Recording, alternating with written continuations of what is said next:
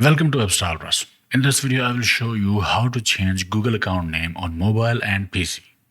To do that from mobile, go to Google,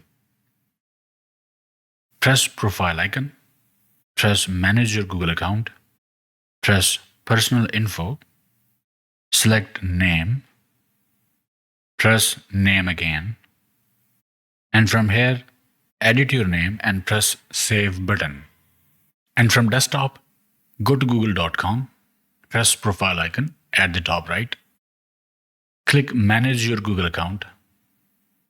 You can see it's changed in 2026. From the left side, select personal info. Select the name, click name again.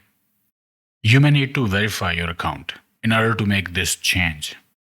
After that, change your name and click save button. This is how you can change your name on Google, on PC and mobile, and it will reflect everywhere, in Gmail, in Google, in all Google services. Okay, I hope it helped. Like, share, subscribe, and I will see you in the next one.